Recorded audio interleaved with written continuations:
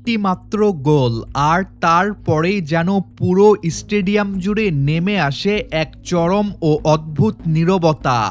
মাঠের এক কোণে হাঁটু গেড়ে বসে অঝরে কাঁদছেন বিশ্ব ফুটবলের মহাতারকা লিওনেল মেসি।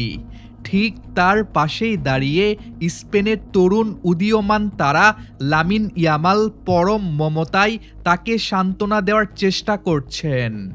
এভাবেই যেন পর্দা নামল বিশ্ব ফুটবলের এক বর্ণিল ও কিংবদন্তি অধ্যায়ের। কারণ ঠিক এই ঐতিহাসিক ম্যাচের পরেই নিজের অবসরের ঘোষণা দিয়ে দিলেন ফুটবলের সর্বকালের অন্যতম সেরা খেলোয়াড় লিওনেল মেসি। কিন্তু ঠিক কী ঘটেছিল সেই রুদ্ধশ্বাস ফাইনালে? কিভাবে একটি সোনালী স্বপ্নের পরিণতি ঘটল এমন এক করুণ অভিজ্ঞতায়?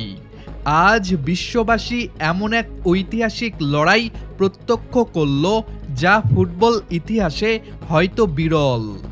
একদিকে পুরো টুর্নামেন্টে একটি ম্যাচেও না হারা শক্তিশালী স্পেন, অন্যদিকে অপরাজিত থেকে ফাইনালে উঠে আসা বিশ্ব চ্যাম্পিয়ন আর্জেন্টিনা। মাঠে লড়াইটা শুধু দুটি দলের ছিল না, ছিল দুই ভিন্ন প্রজন্মের বিশ্ববিখ্যাত দুই তারকার। আর্জেন্টিনার জার্সিতে লড়াইয়ে ছিলেন ফুটবলের সম্রাট লিওনেল মেসি, আর স্পেনের হয়ে আগামী দিনের ফুটবলের ভবিষ্যৎ লামিন ইয়ামাল।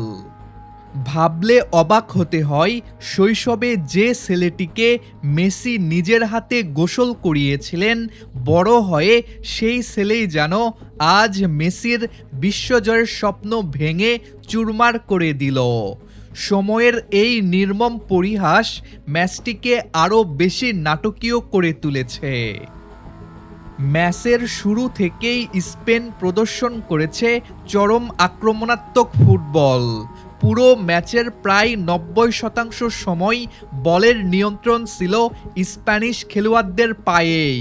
প্রতিটা মুহূর্তে স্পেনের বিধ্বংসী আক্রমণ ভাগ আর্জেন্টিনার সমর্থকদের হৃদস্পন্দন থামিয়ে দেওয়ার মতো পরিস্থিতির সৃষ্টি করছিল। একের পর এক আক্রমণ হওয়া সত্ত্বেও আর্জেন্টিনার রক্ষণ ভাগ কোনো মতে প্রতিরোধ গড়ে তুলছিল।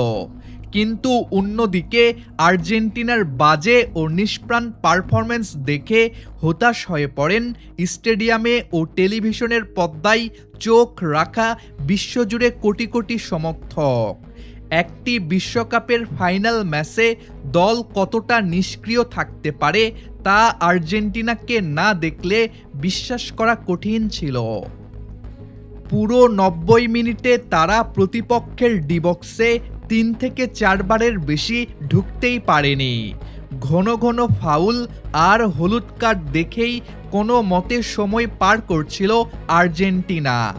মাঠের খেলায় স্পেনের একচেটিয়া আক্রমণের বিপরীতে তারা ছিল কেবলই ডিফেন্সিভ মোডে ব্যস্ত।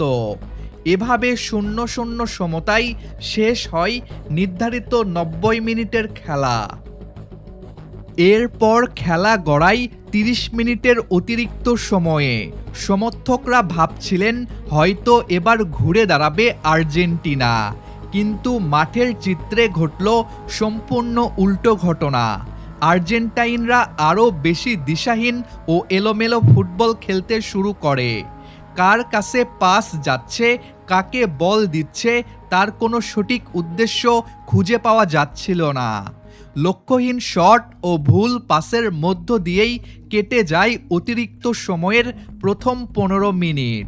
একের পর এক আক্রমণ আর্জেন্টাইন গোলরক্ষক এমিলিয়ানো মার্টিনেজ অসাধারণ দক্ষতায় সামাল দিলেও শেষ পর্যন্ত আর রক্ষা হয়নি। অতিরিক্ত সময়ের 106 মিনিটের মাথায় স্পেনের সেন্টার ফরওয়ার্ড ফার্নান্দো তোরেসের এক নিখুঁত শটে প্রথম গোলের দেখা পায় স্পেন। বল জালে জড়ানোর সাথে সাথেই মেসির মুখের আশার হাসি মিলিয়ে গিয়ে ফুটে ওঠে গভীর হতাশা ও বেদনা।